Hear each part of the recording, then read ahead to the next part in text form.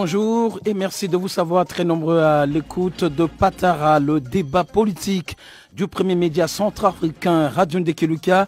Comme annoncé, nous parlons aujourd'hui de la situation socio-économique de la République centrafricaine. La tension économique commence à se faire sentir dans le pays après la suspension par les partenaires de l'appui budgétaire, alors que la Banque mondiale avait exigé du gouvernement des explications autour des dépenses dans le secteur de la sécurité pour pouvoir décaisser son appui budgétaire bien sûr, et une exigence similaire formulée par le Fonds monétaire international. Devant cette contrainte de trésorerie, le président Touadéra a redynamisé son gouvernement pour y faire face.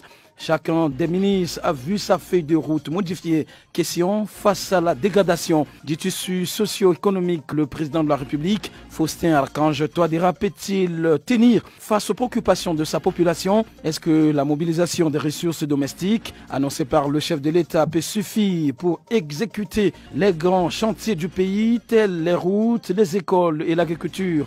La tribune Patara d'aujourd'hui fait place à deux personnalités. L'une est le ministre secrétaire général du gouvernement, Maxime Balalou. Monsieur, bonjour et bienvenue pour la première fois dans le débat politique de Radio Ndekeluka. Bonjour. Martin Ziguélé, président du mouvement de libération du peuple centrafricain MLPC et porte-parole du bloc républicain pour la défense de la Constitution BRDC. Monsieur Ziguélé, bonjour. Bonjour Monsieur Armando, bonjour Monsieur le ministre. Bonjour. Bonjour à toutes nos auditrices, à tous nos auditeurs. Une fois de plus, bonjour à toutes et à tous. Le débat, c'est dans courte pause. Vous écoutez Patara, le débat politique sur Radio Ndekeluka. Ouvrons cette discussion démocratique avec vous, Monsieur Balalou. Dans quel état d'esprit avez-vous accepté de débattre pour la première fois sur notre plateau et avec Monsieur Ziguélé? État d'esprit, c'est un plaisir pour moi de débattre avec le président Ziguélé. Vous savez, j'adore la contradiction. On est dans un pays où il faut se parler. On doit chercher le voies et moyens ensemble pour reconstruire un pays qui a traversé des moments très difficiles. Et je pense pour moi, débattre avec n'importe quel compatriote, c'est toujours un plaisir. Voilà. Monsieur Ziguélé, vous avez l'habitude de participer au débat radiophonique qu'organise Radio Ndekeluka. Pour ce sujet, qu'est-ce qui vous a motivé d'accepter notre invitation? D'abord par respect pour nos compatriotes qui se mobilisent toujours pour nous écouter. Et puis par respect également pour mon jeune frère, le ministre Balalou. Vous avez dit que c'est la première fois que je discute avec lui, mais c'est peut-être la première fois aussi que je discute avec un membre du gouvernement dans votre émission. Parce que les émissions précédentes, c'était avec Ngwadika qui n'est pas membre du gouvernement. Il est conseiller du chef de l'État, mais il n'est pas membre du gouvernement. Donc c'est un plaisir de discuter avec un membre du gouvernement, c'est-à-dire quelqu'un qui est effectivement membre de l'exécutif et qui, je crois, pourra apporter des explications sur un certain nombre de choses que nous allons évoquer aujourd'hui. Donc c'est un plaisir. Voilà, l'actualité oblige. Un groupe de jeunes dirigés par Didier Kosemati et Hippolyte Ngaté ont tenu un sitting devant la Cour constitutionnelle pour exiger la démission de la présidente de la petite cour et de tous les juges. Au nom de votre organisation, M. Ziguélé, BRDC, vous avez signé un communiqué de presse pour qualifier ce acte de dérive autocratique, antidémocratique et anti-républicaine du pouvoir. En quoi le pouvoir a à voir dans cette manifestation de jeunes qui n'est qu'une expression populaire? Non, je voudrais d'abord réitérer de vive voix ma ferme condamnation de ce type de pratique. Nous avons l'impression qu'il y a une voyoucratie qui prend la place de l'action politique. Depuis que je suis militant dans un parti, depuis l'âge de 22 ans, je sais que quand il y a un débat politique dans un pays, il y a un sujet politique à débattre, des partis politiques, des associations politiques se parlent, portent le projet, discutent idée contre idée. Et deuxième élément, dans la culture du centrafricain, de l'homme noir, on n'insulte pas, on n'insulte pas. Dans toutes nos familles, nos pères, nos mamans, nos oncles, nos tantes nous ont dit, vous n'insultez pas. Et vous n'insultez surtout pas quelqu'un dont l'âge est supérieur au vôtre et qui a l'âge de vos pères. Parce qu'en Sango, on dit, et que des jeunes aillent sur une voie publique, devant la Cour constitutionnelle, proférer des injures contre la présidente de la Cour constitutionnelle, qui est une dame, contre les juges, les menacer, leur demander de démissionner, je trouve, et je le répète, que nous sommes en train de glisser vers un populisme violent. Et malheureusement, c'est la répétition du même scénario qui a été mis en place pour le départ d'un de ses collègues du gouvernement qu'il connaît bien, Charles Amel Douban. Ça a commencé de la même manière. Des invectives sur Internet, sur les réseaux sociaux, puis des manifestations. Et à bout, il a jeté l'éponge, il est parti. Même scénario contre la MINUSCA. Maintenant, ça s'est calmé. Et maintenant, c'est contre la présidente de la Cour constitutionnelle, contre la Cour constitutionnelle. Demain, ce sera contre qui, je ne sais pas. Mais il faut que nous sachions raison garder, revenir à des pratiques politiques saines, et se respecter. Parce que si on ne se respecte pas, on redevient à l'état animal. Et personne n'a envie de redevenir ou de revenir à l'état animal. Nous voulons que notre démocratie progresse, nous voulons que la République progresse, nous voulons que les valeurs républicaines progressent. Nous savons que nous sommes 5 millions, nous ne pouvons pas avoir les mêmes opinions. C'est tout à fait normal. Même dans une famille, on n'a pas tous les mêmes opinions. Mais il faut que on s'accepte dans cette diversité d'opinions. Et les institutions que les Centrafricains, que le peuple centrafricain a mis en place, si nous ne respectons pas ce que nous-mêmes nous avons mis en place, qui va nous respecter? Voilà ce que je voudrais dire par rapport à cette situation. Et ces manifestations continuent parce que ce vendredi encore, il y a eu des mouvements devant la Cour constitutionnelle et il semble que les manifestants ont dit qu'ils vont le faire pendant 5 jours. Ça veut dire que les forces de sécurité sont informées de cette situation et savent que, et les pouvoirs politiques, c'est qu'il y a des manifestations contre les institutions et à ma connaissance, c'est la MINUSCA seule qui est intervenue hier pour les disperser. C'est pour ça que je parle d'une dérive autocratique, antidémocratique, parce qu'en démocratie, on n'insulte pas. Et troisièmement, c'est une dérive autocratique, parce qu'on a l'impression que le pouvoir fait tout pour parler seul, Comme aujourd'hui à l'Assemblée, vous avez remarqué, personne ne parle plus. De l'opposition? Non, ne parle plus, parce qu'il y a une conception fasciste du pouvoir, qui consiste à considérer le contradicteur comme un ennemi à abattre, comme quelqu'un qu'il faut insulter, traîner dans la boue, invectiver à longueur de journée. Et ça se passe à la radio d'État et à la télévision d'État. Et c'est une dérive malheureuse, dangereuse, que je condamne fermement. On écoute M. Balalou. Ces jeunes qui se réclament soutien de votre gouvernement ont manifesté jeudi devant la Cour constitutionnelle. Ils ont estimé que la présidente de la Cour est proche de l'opposition. Est-ce que le pouvoir était informé avant cette manifestation? Écoutez, je dois relever un certain nombre de choses. Il ne faut pas faire de l'amalgame. On croit pouvoir chercher un bouc émissaire. L'exercice de la démocratie, vous ne pouvez pas empêcher à des individus, quels qu'ils soient, de pouvoir se prononcer, même si dans un contexte où on doit condamner la manière à laquelle certains se comportent, pour chercher toujours à montrer une face, à montrer à l'opinion. Et j'ai écouté tout à l'heure le président Ziguilé, il parlait de pouvoir autocratique. Il ne faut pas prononcer des mots qui, pour moi, ne sont pas à leur place. Et surtout, quand on a exercé le pouvoir, quand on sait les contraintes du pouvoir, quand on a exercé le pouvoir, on sait ce que c'est. Et je pense que nous devrions, avec beaucoup d'apaisement, quand on veut que ce pays se reconstruise, quand on veut que ce pays soit réconcilié, je pense qu'il y a une démarche politique qui nous oblige à créer les meilleures conditions, les uns les autres, à chercher à mutualiser nos efforts pour créer vraiment cette entente cordiale. Je le dis encore devant le président Ziguilé, il est de l'opposition. Il était hier avec nous, il était de la majorité, et on a travaillé ensemble. Maintenant, il a traversé la route, il a ses raisons. Qu'il engage, ça ne nous engage pas du tout.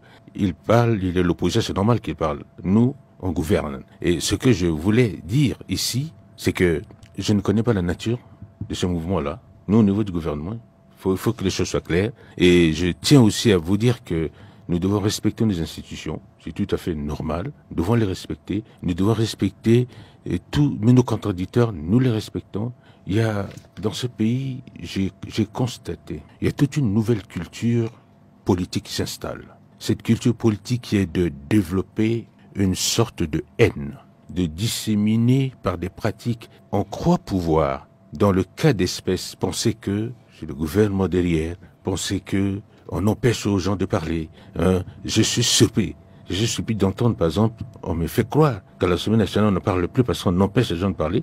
Moi, je participe à la conférence des présidents. Je n'ai pas dit qu'on empêche les gens de parler. J'ai dit, les députés, certains députés estiment inutile de... Permettez-moi, c'est grave ce que vous avez dit, parce que vous êtes député et vous avez la possibilité de dire ce que vous pensez, de critiquer, c'est votre droit, mais vous ne pouvez pas dire qu'on empêche.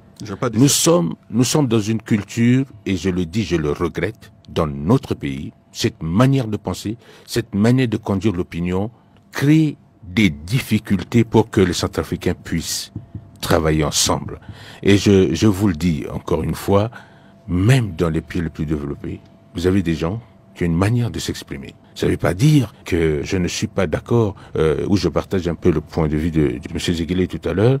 On ne peut pas insulter. J'ai du respect pour mes compatriotes, mais je ne partage pas le point de vue. Mais ce qui me tient, moi, c'est la République, c'est mon pays, c'est le peuple centrafricain. Et nous travaillons chacun de sa sphère pour trouver des solutions afin de régler le problème des Centrafricains. Ne cherchons pas l'amalgame dans le contexte actuel pour indirectement voir le gouvernement derrière, c'est ce qui est dit tout à l'heure, mais moi je tiens mais à lorsque le ces jeunes qui sortent pour manifester devant la Cour constitutionnelle, comme vous l'avez relevé, vous ne connaissez pas la nature. Je vais vous le dire encore. Mais ces jeunes, est-ce que le pouvoir ne peut pas, par exemple, utiliser... Attendez, j'ai lu tout à l'heure sur les réseaux sociaux des jeunes qui ont réagi pour condamner l'acte de ces jeunes-là. Est-ce que vous voyez, qui ont pris position, j'ai dit non, ce n'est pas normal.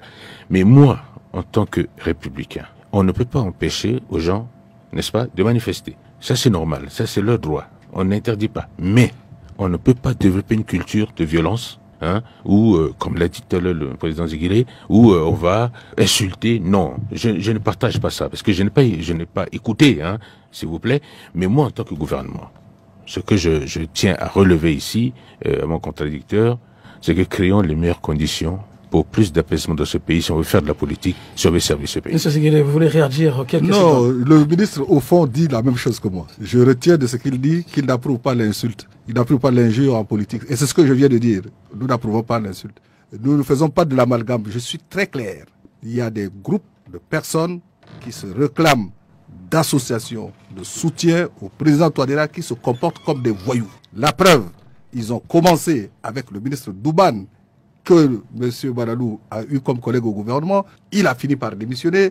Ils ont fait la même chose contre la MINUSCA. Maintenant, ils recommencent contre Mme Darlan et M. Ouaboué. Je viens de voir sur Internet, ils ont mis Mme Darlan, M. Ouaboué, vous êtes des traîtres, vous devez démissionner. Ils ont trahi qui? Ils ont trahi qui? Monsieur... Ils ont trahi qui? Parce que...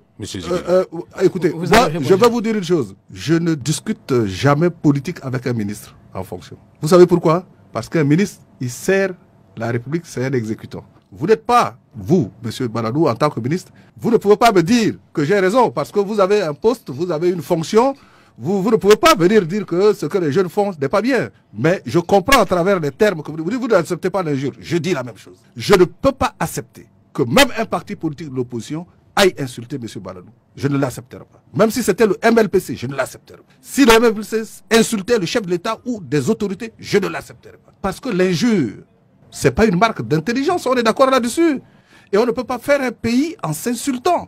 Vous, M. Baladou, vous êtes un cadre qui a fait des grandes études, vous avez fait l'école de finances à Libreville, vous avez été pendant longtemps auprès du Premier ministre, conseiller spécial, puis maintenant ministre, et peut-être demain Premier ministre. Mais est-ce que vous avez déjà vu dans ce pays, avant 2018-2019, vous avez déjà vu des jeunes se regrouper, aller insulter des membres du gouvernement en exercice ou des responsables d'institutions de la République? On n'a jamais vu ça. C'est une dérive dictatoriale, autocratique, antidémocratique qu'il faut condamner. Je le dis pour vous, je le dis pour moi. Maintenant, par rapport à l'Assemblée. Dictatorial par rapport à qui? Mais quand des fonctionnaires, vous qui êtes ministre, vous acceptez que des gens aillent manifester pour insulter des fonctionnaires, des hauts fonctionnaires d'autorité, pour leur dire que vous êtes des traîtres, qu'il faut que vous démissionnez, etc. Non, force doit rester à la loi. On est d'accord. Si nous sommes en République, c'est-à-dire la force de la République, c'est la loi.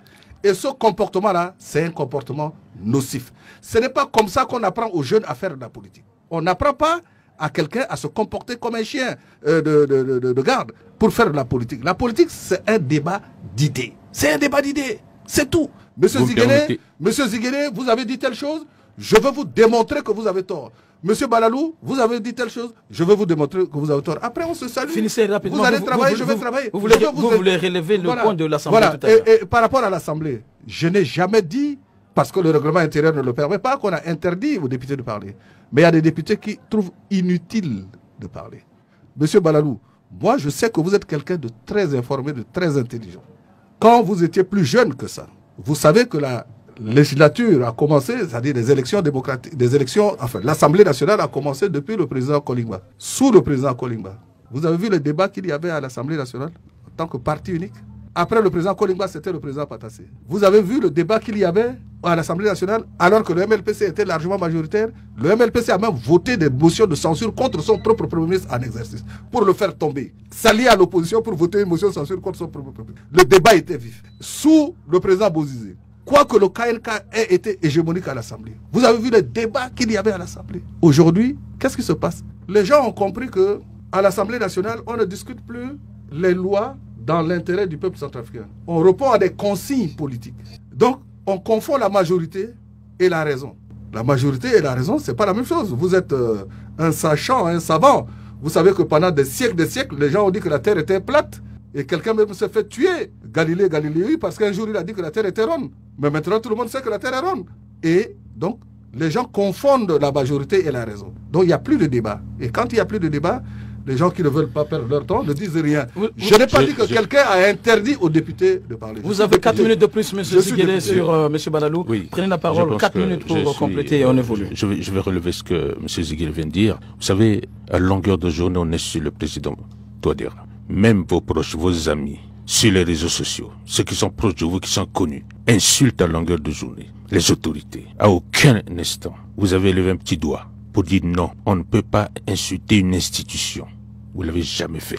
Vous le dites tout à l'heure, je le relève ici et je vous le dis. Vous voyez, c'est pour vous dire qu'il y a une culture politique et une culture politique qui est développée parce que ces situations-là, politiquement, on veut exploiter. Nous savons, il y a des situations pendantes devant la cour, chacun veut tirer. Politiquement. Chacun qui? Je le dis. Le pouvoir. Mais vous êtes en train d'avouer que c'est vous qui...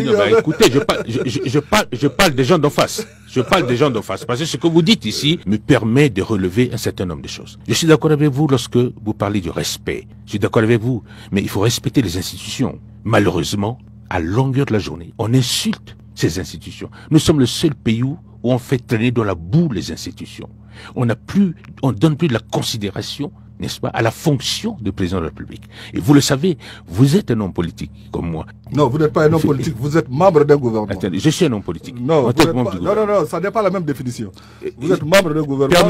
Permettez-moi de continuer. Permettez-moi de continuer. Je voudrais vous dire que dans le contexte centrafricain, là où nous sommes, tel que vous le développez tout à l'heure, je ne veux pas qu'on fasse de cet incident-là, n'est-ce pas, une occasion. Et je sais ce qui est derrière ce que vous avez dit. Je le dis avec force et je le répète. Nous ne sommes pas pour la violence. Et nous n'accepterons pas la violence. Ça, c'est clair. Et de deux, non, parce que je reviens sur... Je relève ce que vous avez dit. Nous ne sommes pas un pouvoir autocratique, tel que vous le dites. Vous y êtes. Tel que vous le dites. Vous y êtes. Nous ne sommes pas. Vous êtes. Nous ne sommes pas. Parce que nous travaillons pour ce peuple. Et notre intérêt, c'est servir ce peuple. Nous le faisons selon nos possibilités. Et comme vous le dites si bien, vous jouez votre rôle. C'est normal. C'est normal que vous le dites parce que vous n'êtes pas à notre place. C'est normal. Les contingences et autres, c'est nous qui les subissons, c'est nous qui les connaissons et nous cherchons à apporter les solutions. Je pense qu'il faut changer de démarche. Il faut changer de démarche et d'approche politique parce que la manière à laquelle vous posez le problème en tant qu'opposition fragilise les relations parce qu'on ne voit plus le peuple centrafricain.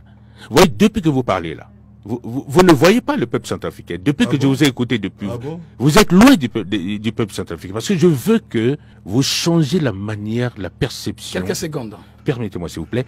Vous changez la manière, la perception de concevoir cette politique dans notre pays. Mais je veux vous dire une chose. Nous n'allons jamais construire ce pays avec ce modèle politique. Voilà, le temps nous fait défaut. Revenons à notre sujet Patara du jour. La dégradation avancée des routes, la hausse des prix des denrées alimentaires, la pénurie de carburant, bref, le chantier est vaste. Monsieur Balalou, les ressources domestiques, 121 milliards de francs CFA, peuvent vraiment tenir face à ces exigences qui se dressent devant vous, en tant que tel membre du gouvernement ou gouvernement. Vous savez, nous sommes dans un contexte difficile, nous le reconnaissons. Le collectif budgétaire a été voté par l'Assemblée nationale. Nous avons un gap de plus de 21 milliards que nous allons, à travers des mesures que nous allons prises, des recommandations fortes pour résorber ce gap-là. Nous savons que depuis quelque temps, c'est vrai, vous avez parlé des aides budgétaires qui ont été suspendues. Oui, c'est vrai, mais nous nous sommes réorganisés. Nous sommes réorganisés et nous arrivons à faire face à nos charges régaliennes, nous arrivons avec le peu de moyens que nous avons pour essayer de reconstruire notre pays. Mais nous voyons l'intérêt avec lequel nos partenaires reconnaissent les efforts que nous faisons. Et nos partenaires sont en train de nous accompagner encore plus fortement. Je vais vous dire une chose. Vous savez, depuis longtemps, plusieurs régimes qui sont succédés, on n'a pas fait attention. Il y a eu tellement de déperdition de recettes, M. Ziguele le sait très bien, nous avons toujours pas fait très attention. Et nous nous sommes rendus compte, lorsque on a commencé à avoir des difficultés, on dit qu'attention, on doit commencer par nous-mêmes. Et ces efforts-là, qui sont faits à travers une bonne gestion, ça, il faut que je vous le dise. Il y en a qui pensent que les ressources mal gérées, on peut pas être capable de pouvoir faire face à un certain nombre d'obligations régaliennes. Si nous le faisons maintenant, c'est parce que nous arrivons à mieux canaliser nos ressources, mais nous irons plus loin. Nous irons plus loin et je peux vous rassurer. Mais avec ce chiffre de 121 milliards et le chantier devant vous, cela va se faire comment? Mais vous voyez les chiffres globalement, je vais vous dire la démarche. Quelle est la démarche du gouvernement? Quand vous parlez des 121 milliards, vous savez, on avait un gap de plus de quand on prend les aides budgétaires, on était à plus de 60 quelques milliards. Les mesures qu'on a prises, en réduisant un certain nombre de postes de dépenses non prioritaires, ça nous a permis, justement, de faire face à un certain nombre d'obligations. Mais là où nous sommes, nous tenons. Nous y allons parce que nous avons pris des mesures et ces mesures ont conforté, justement, la possibilité et les capacités de l'État à faire face, mais au minima. Mais nous sommes optimistes dans le cadre des mesures qui sont prises. Ok, nous allons tenir et le pari, je vous le dis encore, vous le verrez, vous le verrez. Les perspectives sont bonnes. Voilà. Monsieur Ziguele, sur cette même question de ce qui, comme chantier en face du gouvernement, avec ce chiffre que vous-même, député, vous avez voté récemment, 121 milliards de francs CFA pour régler ou bien tenir le coup par rapport à la tension de trésorerie. Je vous remercie. Je voudrais d'abord dire à mon jeune frère, le ministre Balalou, que je lui conseille d'écouter attentivement quand il est en face de quelqu'un. Il ne pourra jamais apporter la preuve que le MLPC ni quelqu'un de proche de moi a insulté les institutions. Pour la simple raison que j'ai toujours candidaté pour être président de la République. Donc je ne peux pas organiser ou dresser des personnes pour insulter les institutions. Vous ne m'avez jamais entendu le faire. Ça, c'est le premier point. Le deuxième point, par rapport à l'économie. Je suis encore plus surpris.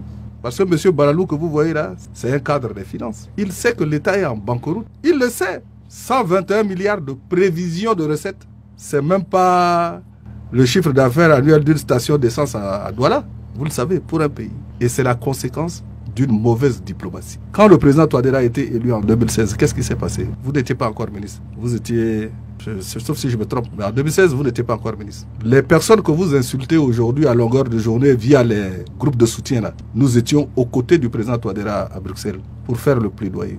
On nous a aidés massivement. Je pleurais de joie dans la salle à l'annonce des contributions. Tout le monde se bousculait pour aider la RCA. 2016, 2017, 2018. 2019. Le Premier ministre Moloua qui est là, qui est ministre du Plan, qui était ministre du Plan, qui l'est toujours d'ailleurs. Il sait que j'étais dans le comité directeur conjoint qui dirigeait l'APPR, qui pilote l'APPR. Il se cassait la tête pour faire en sorte qu'il y ait beaucoup de projets sectoriels dans les départements pour absorber l'aide. Parce que l'absorption n'était pas. C'est-à-dire qu'on avait tellement de ressources en prévu qu'il n'y avait pas suffisamment de projets pour les absorber. Qu'est-ce qui a changé entre-temps?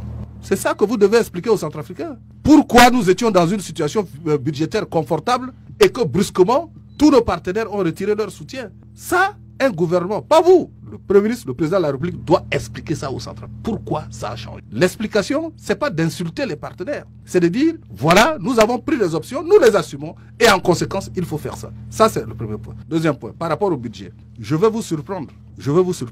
Mais depuis que je suis député à la commission des finances, à chaque session budgétaire, que ce soit dans le cadre de la loi des finances initiale ou que dans le cadre des budgets rectificatifs, je me fais toujours un devoir de donner des conseils par rapport à une mobilisation de plus en plus accrue des recettes domestiques. J'ai entendu le discours du Premier ministre devant la commission récemment et celui du ministre des Finances.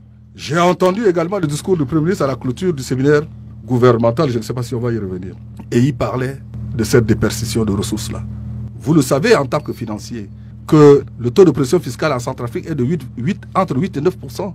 C'est le plus faible de l'Afrique centrale. Ça veut dire que nous avons du travail à faire pour fiscaliser notre économie. Et vous le savez, moi ce qui me surprend, c'est que chez nous, c'est comme si on s'est passé le mot. Quand on devient ministre, on répète ce que le gouvernement dit, même quand vous savez que c'est faux.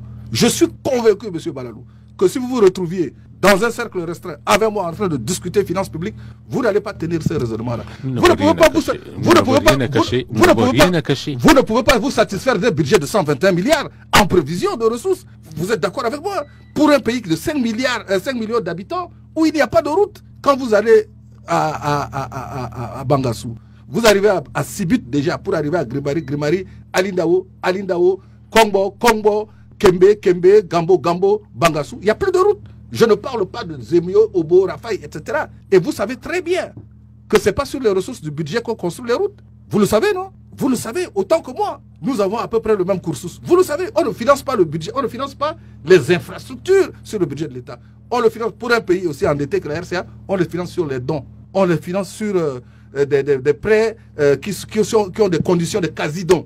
Ça veut dire quoi? Ça veut dire que derrière, il faut avoir une diplomatie constructive. C'est ce que nous faisions entre 2016 et 2019. Et c'est pour ça que tout à l'heure, vous me parliez, vous avez repris en disant que pourquoi j'ai parlé d'autocratie et que le terme était faux. Mais justement, l'autocratie commençait à naître à partir de 2019, avec vos premières tentatives de modification de la Constitution. Et c'est là où les gens ont commencé à se méfier de vous. Et la gestion a commencé à être opaque. Et les contacts, les relations très fructueuses avec la communauté financière internationale se sont rompues. Vous voulez me faire croire à moi, Martin Ziguélé, que l'État centrafricain va s'en sortir avec un budget de 121 milliards, alors qu'ailleurs, des pays ont des budgets de 2 000 milliards, 3 000 milliards, 6 000 milliards? Non. On écoute M. Balalou. La seule chose que je vous conseille, parce que vous êtes un financier, c'est pour ça que j'ai accepté de débattre avec vous des finances. Il faut que vous arriviez à convaincre le gouvernement que nous ayons des états généraux de l'économie centrafricaine, avec une grande partie des débats consacrés aux finances publiques. Comment faire pour avoir un budget robuste pour construire notre pays? C'est ça qui devrait faire l'objet d'un vrai débat dans ce pays-là. Parce que vous ne savez pas à quel point les Centrafricains souffrent. Vous dites que je ne suis pas proche du peuple. Vous savez d'où je viens ce matin? J'étais au PK13 à une place mortuaire. Avec mon véhicule, j'ai abandonné le véhicule pour marcher dans la boue. À Bangui. Les Centrafricains souffrent. Monsieur. On écoute M. Balalou. Vous avez 2 minutes pour compléter le timing avec M. Ziguélé. Je voudrais, tout ce que M. Ziguélé vient de dire, M. Ziguélé donne l'impression que ceux qui gouvernent ce pays ne savent pas ce qu'ils font. C'est grave. J'ai pas dit très ça. Grave, très grave. Vous voyez... J'ai pas dit ça, si c'est vous qui le dites. Je vais vous dire une chose. Vous oubliez, M. Ziguélé, qu'en 2013, quand ce pays a été envahi par une horde de mercenaires, vous oubliez que ce pays a été détruit quasiment toutes les infrastructures. Vous oubliez qu'on avait un taux de croissance de moins de 36%. Vous oubliez qu'on était dans une récession grave. Vous oubliez que quand Ouattara est arrivé au pouvoir, vous oubliez que le pays était quasiment 80% occupé par qui? Vous oubliez tout ce qui a été détruit. Vous pensez qu'on va le faire en un seul jour? Vous oubliez ce qui est grave.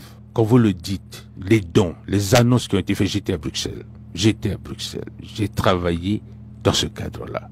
Vous oubliez que une bonne partie de ces annonces-là, la situation humanitaire était tellement grave que vous savez que une bonne partie était dans les humanitaires. Vous oubliez que les conditions sécuritaires n'ont pas facilité justement la mise en œuvre d'un certain nombre de projets. Vous faites comme si rien n'a été, tout a été clean dans ce pays. C'est ça qui est grave. C'est là où je ne suis pas d'accord avec vous. Dans votre raisonnement tout à l'heure, vous faites comme si c'est un pays, on était dans un pays normal. Mais vous êtes d'accord avec moi pour le reste? Non, attendez, je ne suis pas d'accord avec vous parce que vous raisonnez comme si on était dans un pays normal. C'est un pays qui était abîmé. Abîmé par la faute de qui?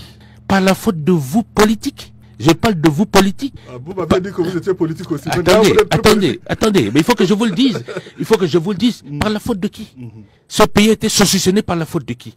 Et si maintenant, on essaie, pas à pas, de travailler inlassablement, la situation est très dure, mais on a pu stabiliser la situation.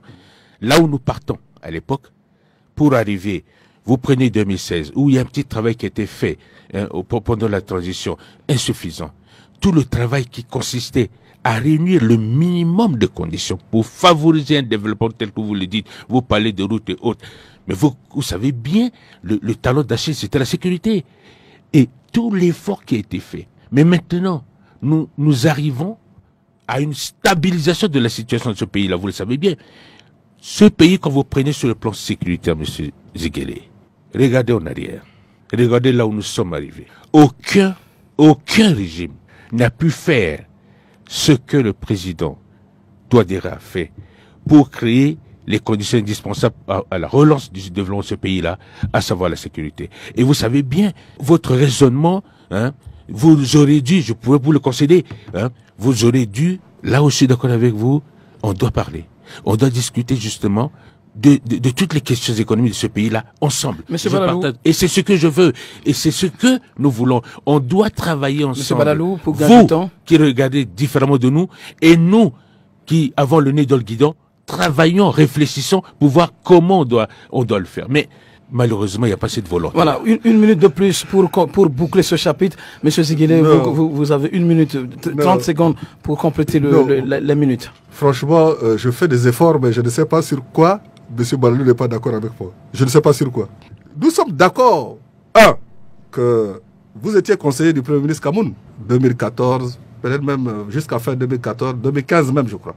Le budget, c'était combien en recettes en 2015? Après ce plongeon de moins 34% du PIB, après la sortie, nous étions à combien? Vous vous souvenez des chiffres?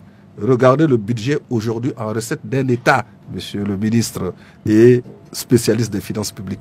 Je ne vous pardonne pas ce discours parce que vous savez très bien de quoi vous parlez.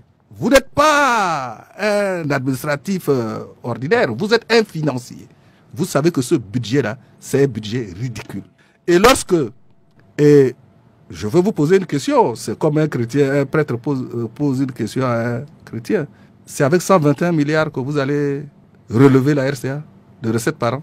Vous savez que ce n'est pas possible. Ce budget est un budget récessif. Nous sommes en récession.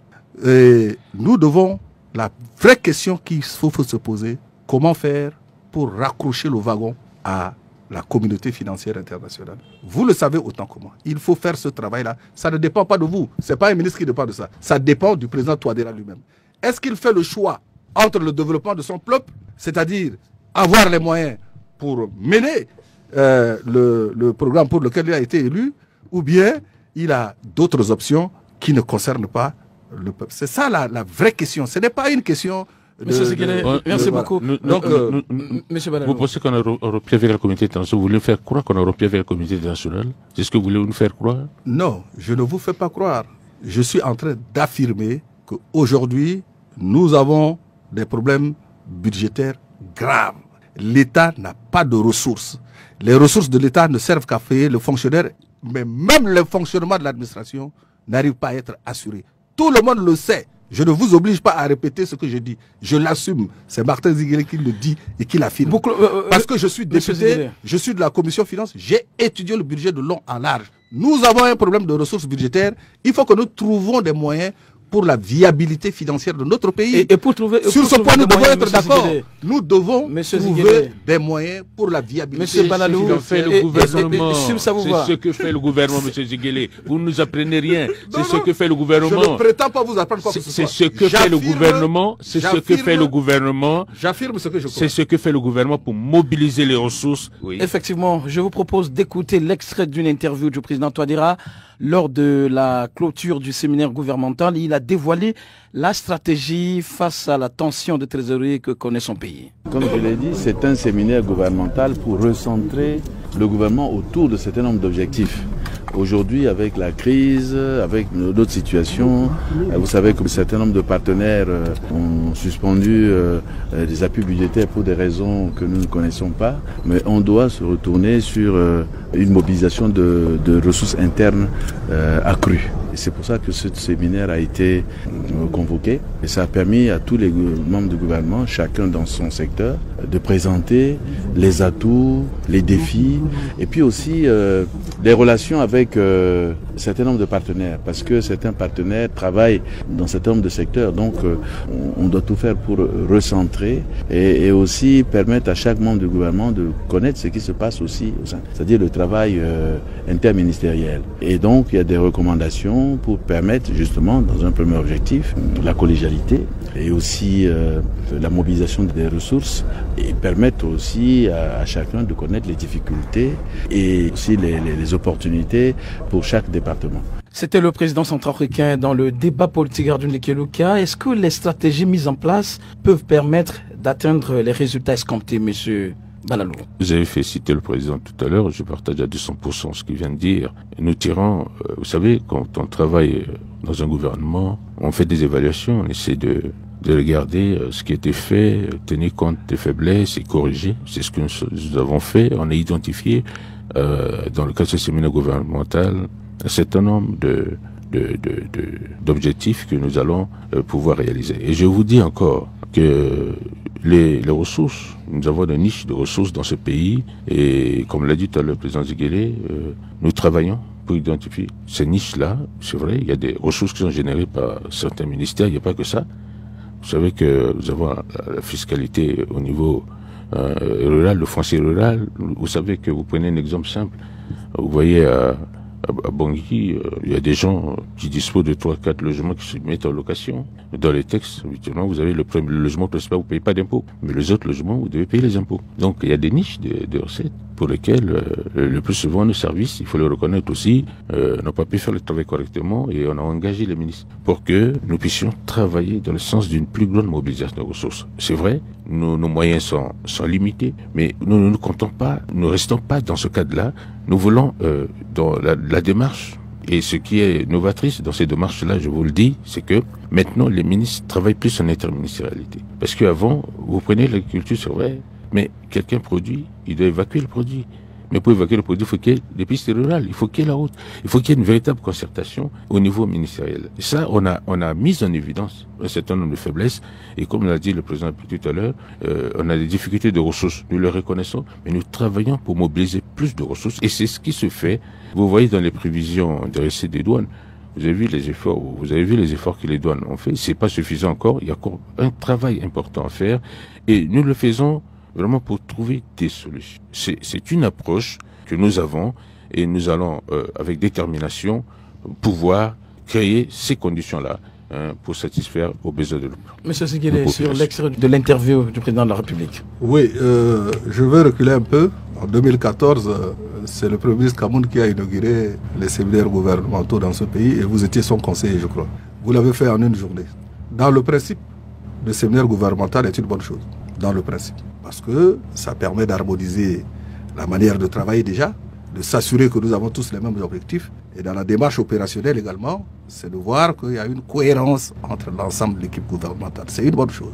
Mais je pense que cela aurait dû se faire à la mise en place du gouvernement. Ça, c'est mon opinion personnelle. Ça aurait dû se faire à la mise en place du gouvernement. Parce que si on regardait les choses d'une autre manière, on dirait dans ce cas que l'ensemble des ministres qui sont au gouvernement depuis leur nomination jusqu'à aujourd'hui ne savaient pas ce qu'ils devaient faire. Et que c'est ça que ça veut dire.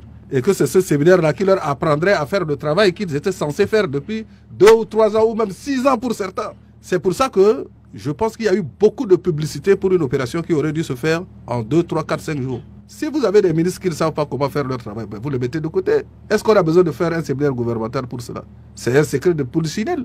Qu'il y a des ministres qui ne savent pas de quoi ça retourne. Mais j'ai un principe et je ne vais pas aller plus loin. Je ne critique jamais un ministre. Regardez dans toutes mes déclarations, écrites, verbales, je ne critique jamais un ministre. Parce qu'un ministre, c'est comme l'enfant de quelqu'un. Quand l'enfant se comporte mal, regardez comment ses parents l'éduquent.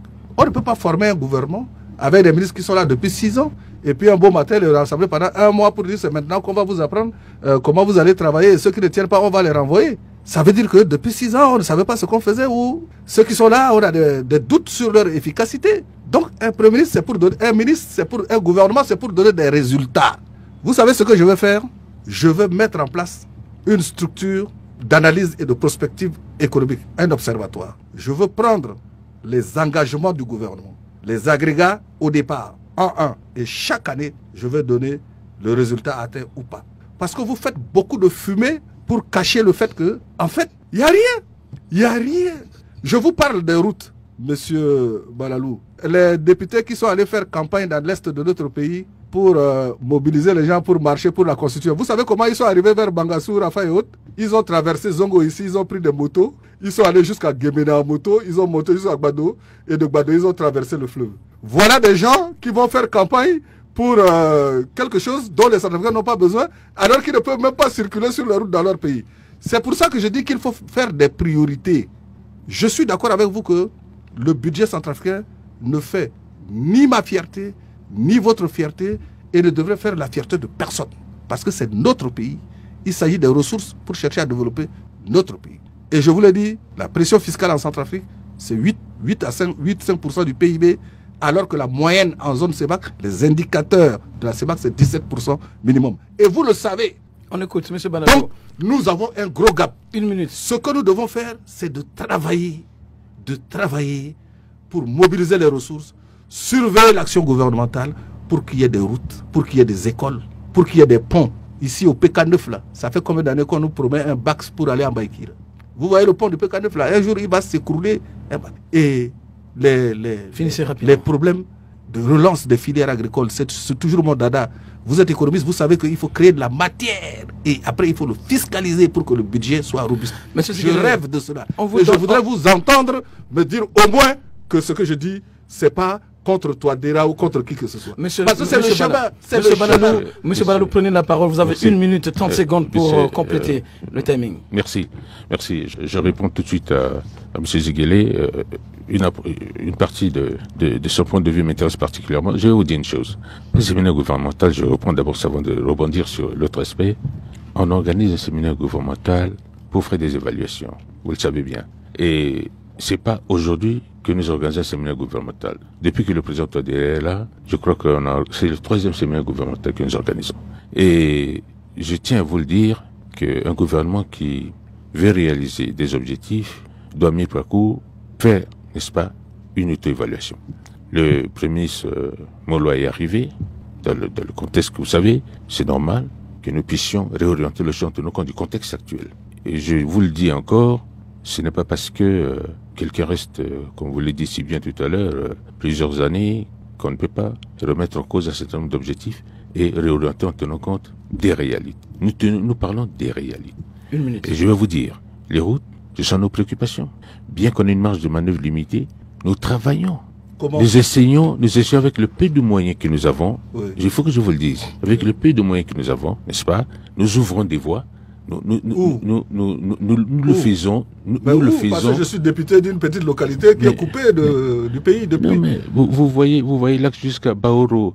Vous ne voyez pas, vous circulez pas, M. Ziguélé. C'est vrai que c'est pas vous qui l'avez fait. Mais attendez, mais si c'est pas nous. C'est pas le budget, c'est pas vous. Mais non, mais on ne peut pas financer que sur le budget. Nous avons des appuis extérieurs. Vous disiez tout à l'heure.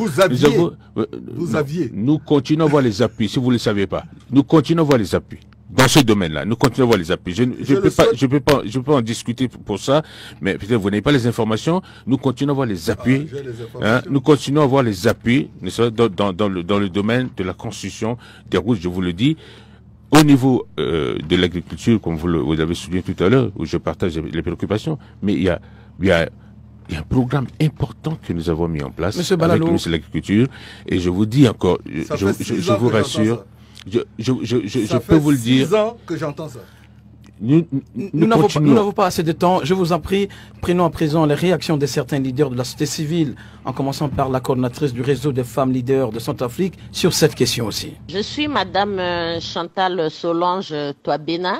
Mon humble avis sur la situation socio-économique du pays, c'est que le pays fait du surplace. Nous n'avançons pas. Quand on voit l'état des routes, ça laisse à désirer. Vous voyez, c'est dans tout le pays, même à Bangui, quand vous quittez même l'aéroport pour circuler vers la ville, il y a des endroits où c'est vraiment exécrable. Les Centrafricains ne mangent plus à sa faim. Les denrées coûtent cher sur le marché. Et aussi, à cela s'ajoute le problème de carburant, qui est vraiment un problème qui nous pénalise le peu d'argent que nous avons. On est obligé d'acheter le carburant cher. Si à la station, on ne peut pas se procurer du carburant, on est obligé d'acheter plus cher chez les détaillants. Et cela nous pénalise parce que si le carburant n'est pas de bonne qualité, les véhicules en pâtissent. Le pays vraiment fait du surplace. Nous n'avançons pas.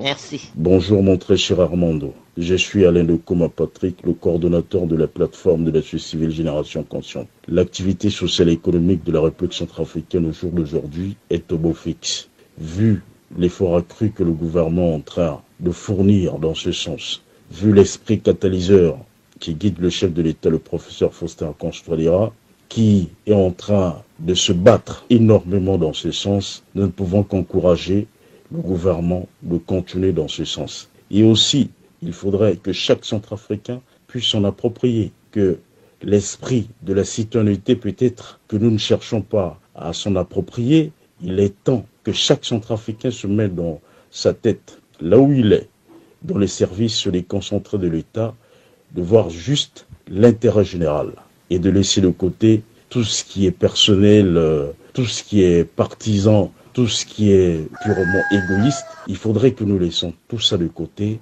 et mieux vaut souffrir maintenant et rechercher une solution durable pour l'avenir de notre pays. Raison pour laquelle nous, au niveau de la plateforme Génération Consciente, nous pensons qu'il est temps que chaque citoyen dans son petit coin puisse accompagner le gouvernement, puisse suivre l'idéologie du président de la République, puisse travailler dans tous les secteurs et respecter les normes et les lois de la République, et aussi faire de telle sorte que l'avenir de chaque citoyen centrafricain puisse être décent. Il nous faut nécessairement s'approprier les 5 verbes du Boganda: loger, nourrir, vêtir, instruire, soigner.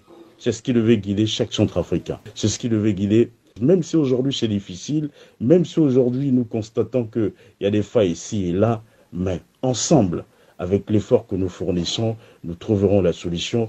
Et la solution est déjà à notre portée. Il suffit seulement de travailler dur. Il suffit que l'esprit de citoyenneté guide tout et chacun. L'esprit patriotique guide tout et chacun pour que cette assiette économique que nous recherchons tant et que le chef de l'État est en train de faire de tout son pouvoir pour inculquer à chaque Centrafricain d'assumer sa responsabilité là où il est pour l'intérêt général. Bonjour, je suis Gervais Lacosso du groupe de travail de la société civile. Tout le monde sait que la situation socio-économique du pays est catastrophique parce qu'il n'y a pas eu d'innovation depuis l'avènement au pouvoir du président Touadéra, et il n'y a pas eu d'innovation sur le plan socio-économique, je dirais d'ailleurs sur beaucoup de plans. Ce qu'on appelle une superstructure en matière sociale et économique n'a pas été mise en place, c'est-à-dire nos intellectuels, nos politiques, c'est tout le monde, chacun n'a pas fait son travail, et surtout le leadership pour donner la direction à suivre laisse à désirer. Et la situation aujourd'hui est très très très grave. Moi je reviens de Bossangoa, 305 km de Bangui, nous avons quitté à 8 heures, nous sommes arrivés à Bangui à 21 heures. Vous imaginez le drame. Ça veut dire qu'il n'y a pas de route, alors que la route est un grand facteur économique. La route apporte le développement, permet des mouvements économiques entre les régions du pays, parce que le développement économique doit d'abord se maîtriser en interne. Ce n'est pas le cas. On est sur beaucoup de théories, on est attentiste, on attend les orientations de la Banque mondiale, du FMI, les projets qui arrivent par les partenaires. Mais nous-mêmes, qu'est-ce que nous avons pensé, qu'est-ce que nous avons programmé, qu'est-ce que nous avons imaginé? On peut même se demander où sont nos économistes, où sont-ils, où sont les initiatives, où sont les innovations? Il n'y en a pas. Ça laisse à désirer, et je crois qu'il y a un moment de sortir de la politique, parce que moi je vois que le gouvernement, tout l'appareil de l'État est concentré à faire de la politique politicienne, et ils oublient de faire l'essentiel. Le gouvernement réellement n'est pas un organe politique, c'est l'exécutif du pays. Chaque ministre a un portefeuille, et si chaque ministre faisait son travail comme il se doit, ça devrait bouger les lignes, ça devait apporter le développement. Mais tous les ministres se concentrent à faire de la politique pour conserver leur poste au gouvernement. Et c'est dommage, c'est très très dommage. Le président de la République a son parti politique, il a son organisation politique qui devrait faire la politique politicienne pour l'aider à faire tout ce qu'il veut. Mais le gouvernement, c'est l'exécutif, c'est pour mettre en œuvre ses programmes, ses projets de développement. Mais malheureusement, il y a une confusion totale. On espère que ces séminaires peuvent les aider dans ce sens. Les leaders de la société civile, nous avons fait l'exception pour ce débat. Tous les Centrafricains d'ici d'ailleurs qui ont envoyé des réactions orales et écrites, nous avons pris en compte en insérant ou en posant toutes ces questions. Je reviens vers vous. Vous avez 1 minute 30 secondes puisque le temps nous fait défaut. Monsieur Balalou, sur les réactions de ces leaders que vous venez d'écouter. Vous savez, chaque Centrafricain doit apporter sa contribution pour relever, n'est-ce pas, les défis qui s'imposent à nous. Comment? Le développement de ce pays. Vous pensez que, quand on parle de ministre, vous n'avez pas que le ministre, ok? Vous avez toute une structure, toute une batterie derrière. Vous avez le Centrafricain, quelle que soit sa position, doit travailler. Vous savez qu'on a perdu la notion de travail depuis des années.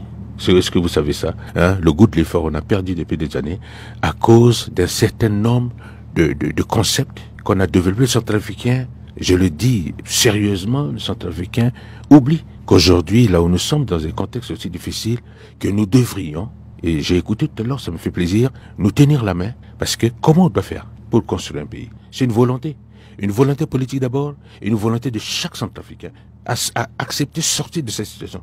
Et ce qui est difficile, et ça je le dis encore, je le répète encore, c'est de changer cette mentalité d'assister, de changer cette mentalité qui doit nous amener à rechercher par nous-mêmes les voies et moyens pour sortir de nos situations. Et c'est ça la vision qu'inculque le président Touadéra. Nous voulons maintenant, là où nous sommes depuis quelques années, vous le dites, quand on fait l'histoire politique de ce pays, on voit toujours, on revient sur les intellectuels. On dit, ce sont les intellectuels, ok, qui sont à l'origine, n'est-ce pas, du désastre dans ce pays. Mais là où nous sommes aujourd'hui, la seule question qu'on doit se poser, qu'est-ce qu'on doit faire pour notre pays? Et c'est une question fondamentale et chacun doit le faire en se détachant des concepts et des a priori. Je vous remercie. Monsieur Ziguélé, vous avez 1 minute 40 comme l'autre pour réagir par rapport aux propos des leaders de la société civile. Ben, je vais ajouter à ce que disait le ministre que justement c'est des intellectuels qui dirigent ce pays. Le président de la République était un professeur d'université. Mais ce que ce gouvernement trouve de bien à faire, c'est de donner de l'argent à des gamins pour aller insulter des chefs d'institutions issus de la Constitution. Oui, donc, voyez, donc, vous faites une instrumentalisation politique de ça. Vous faites de ça, une préoccupation politique. Je ne suis pas d'accord avec vous parce que... C'est votre droit. Oui, parce que vous revenez toujours sur ça. C'est quoi? Quel message vous voulez donner à la Cour constitutionnelle? Je ne vous ai pas coupé quand vous parliez. Non, parce que... Je ne vous ai pas... Monsieur le ministre, c'est pas vous qui faites l'interview, c'est monsieur Amadou. Oui, monsieur Balalou. Et quand vous parliez, vous avez remarqué, chaque fois que vous parlez, je ne dis absolument rien. Parce que je vous écoute et après je réponds. Non, je suis en train de dire qu'il dit que le pays, c'est la faute des intellectuels. Je dis, mais c'est un intellectuel qui dirige le pays aujourd'hui. Et qu'est-ce que vous faites? Qu'est-ce que vous faites réellement tous les jours? C'est d'instrumentaliser des jeunes à coups de 100 francs pour aller insulter les gens. Et vous? Faire ceci. Et vous faites quoi? Je ne l'ai jamais fait. Et vous faites quoi de l'opposition? Notez, le temps fait défaut. Je finis de manière simple. Quelqu'un qui est un expert, un orfèvre en matière politique, le président Bongo, il disait que son miroir quotidien, c'est sa population, son peuple. C'est-à-dire quand il sort, il circule dans Libreville, dans le pays, et il regarde, il observe son peuple. Quand les gens sont contents, ils rient, etc., il se dit, ah. Et s'il sent qu'il y a des visages renfrognés, il cherche à savoir ce que se passe. Pour moi, c'est la plus belle leçon de gestion d'un gouvernement. Parce que le gouvernement, vous êtes d'accord au moins avec moi sur ce point, le gouvernement c'est pour le peuple. On est d'accord au moins sur ça. C'est-à-dire le gouvernement est là pour le peuple. Et c'est la fin de ce débat. Le peuple qui est le temps arbitre. Fait défaut, fin de ce débat politique. En joie, le gouvernement doit se dire je suis sur la bonne voie. Merci à toutes et à tous d'avoir pris part à ce rendez-vous. Nous avions parlé de la situation sociopolitique de la République centrafricaine avec la tension de trésorerie que connaît le pays. Nous avons reçu M. Martin Ziguélé, président du mouvement de libération du peuple centrafricain MLPC, porte-parole du BRDC et ancien Premier ministre sous le régime d'Ange Félix Patassé. Merci d'être venu, monsieur. Merci à vous, merci à monsieur le ministre et merci à vos auditeurs et aux éditeurs. Et Maxime Banalou, ministre et secrétaire général du gouvernement, merci d'être venu aussi. Je vous remercie. Armando Nguendi, c'est moi, Patara, placé sous la supervision du rédacteur en chef de Radio Ndekeluka, Brice Landrin Dangui. Rendez-vous à la semaine prochaine, même heure, même fréquence pour un nouveau débat. Prenez bien soin de vous car on ne vit qu'une seule fois. Au revoir.